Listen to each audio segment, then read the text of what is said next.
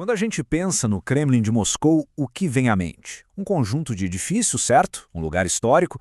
Mas olha, é muito, muito mais do que isso. É quase um espaço psicológico, um centro de poder que vive isolado do resto do mundo. Hoje, a gente vai explorar o Kremlin como uma montanha mágica, um lugar onde a realidade se dobra e os segredos são guardados por muralhas que parecem impenetráveis. Para a gente começar a entender essa ideia, vamos embarcar numa jornada, a mesma que o autor da nossa fonte fez. Um voo de Magadã para Moscou, cruzando a imensidão da Sibéria. Essa viagem já dá uma dimensão do tamanho do país. Um país gigantesco, e que é todo governado a partir daquele único ponto fortificado para onde a gente está indo. Imagina só olhar pela janela do avião e ver uma planície. Uma planície branca e cinza, que ofusca de tão grande, de tão vazia. O autor descreve essa paisagem como algo quase abstrato, tão imenso que só parece ganhar algum sentido quando outras cores aparecem no horizonte. É a vastidão em estado puro. E aí, no meio dessa imensidão toda, a gente vê a sombra do avião, um pontinho minúsculo, quase insignificante. Essa imagem é perfeita, sabe? Ela captura exatamente a sensação de ser só um detalhe num cenário gigante, indecifrável. E esse sentimento volta com tudo quando a gente finalmente se aproxima do Kremlin. E então, aquele vazio todo do céu dá lugar a uma coisa bem concreta, bem real. A gente chega em Moscou. E lá está ele, dominando a paisagem de uma forma quase esmagadora, o Kremlin, a nossa montanha mágica. A primeira impressão que se tem do Kremlin não é de um palácio, não. É de uma fortaleza. As muralhas dele não te convidam para entrar, elas te repelem. Elas deixam muito claro que ali dentro existe um mundo selado, um mundo separado do resto da cidade, do resto do país. O autor conta que sempre ficou intrigado com a solidez desses muros, porque eles não são só tijolos, eles representam um poder que é inacessível, um mistério protegido por aquele espaço vazio que separa o Kremlin do resto da cidade. Tá, mas e se alguém quiser simplesmente entrar para dar uma olhada? Esquece. É praticamente impossível. Existem basicamente 3 maneiras oficiais de entrar. Ou como turista, numa excursão guiada, ou como participante de algum congresso importante, ou, a mais rara de todas, sendo convocado pelo governo. A entrada é controlada no último nível. E olha, isso não é só teoria. O próprio autor sentiu na pele. Ele foi lá, tentou entrar, mesmo com uma credencial de imprensa, e foi barrado na hora. O guarda foi super direto. A pergunta, onde você quer ir, não era um convite, era uma barreira. A fortaleza se provou exatamente o que parecia, impenetrável. Ok, a gente não consegue entrar. Mas e lá dentro? O que será que acontece por trás daquelas muralhas? É aí que a coisa fica interessante. Dentro do Kremlin, a gente encontra um mundo duplo. De um lado, museus e igrejas abertos ao público. Do outro, o centro secreto do poder. Um lugar que, de forma fatal, isola quem está lá dentro. E é aqui que entra uma ideia muito poderosa, a do Kremlin como uma gaiola dourada. Sim, ele oferece poder, proteção, luxo, mas o preço é altíssimo, o isolamento completo. Os governantes vivem tão protegidos, tão blindados, que acabam perdendo o contato com a realidade do país que eles mesmos governam.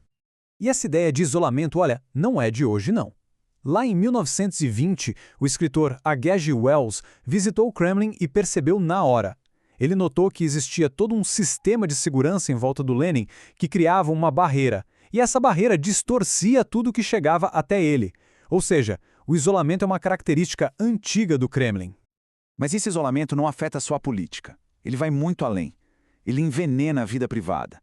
E para a gente entender o tamanho disso, a gente precisa entrar no Kremlin não como um cetro de poder, mas como uma residência. É aqui que o poder político se mistura com o terror pessoal, principalmente na época de Joseph Stalin. Aconteceu ali, dentro daquelas muralhas. Em 1932, a esposa de Stalin, Nadezhda Alelueva, se matou. Tudo começou numa festa, também no Kremlin. Stalin a humilhou na frente de todo mundo, ela reagiu e depois de uma briga horrível, ela voltou para o apartamento deles e tirou a própria vida. O drama pessoal dentro da fortaleza era tão brutal quanto a política do lado de fora. Nikita Khrushchev, que depois virou o líder da União Soviética, conta em suas memórias sobre as noites de celebração forçada com Stalin.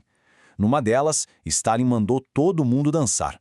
A própria filha dele, a Svetlana, disse que estava cansada. A reação de Stalin? Ele a agarrou pelos cabelos e puxou com toda a força.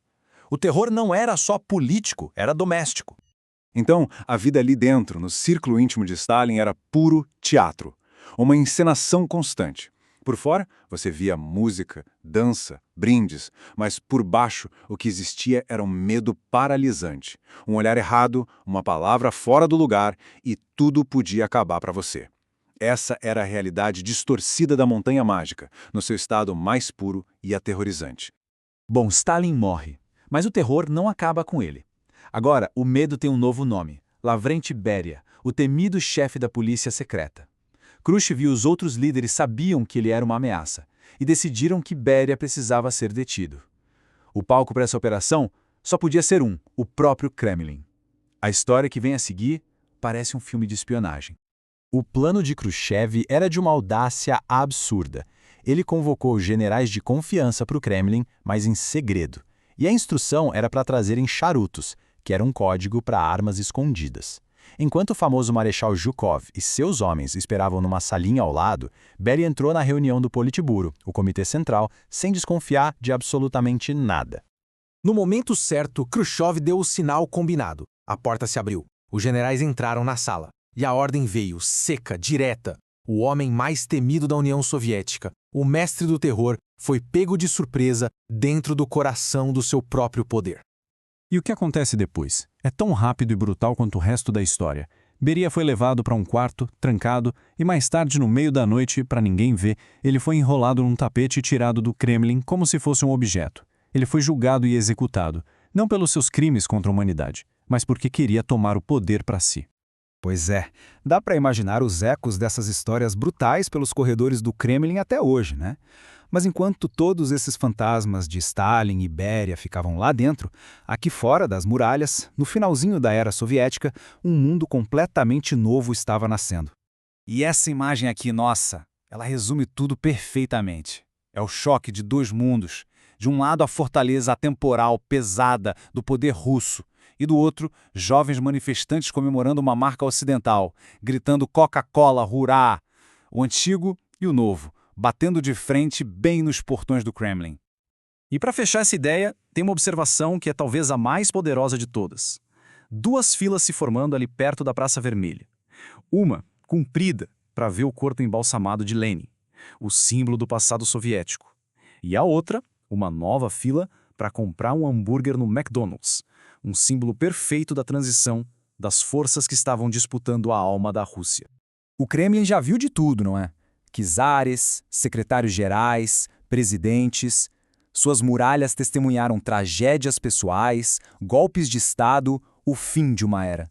E enquanto o mundo aqui fora não para de mudar, a fortaleza continua lá, intacta. Então, a pergunta que fica no ar é: que novos segredos estão sendo criados e guardados dentro da Montanha Mágica hoje?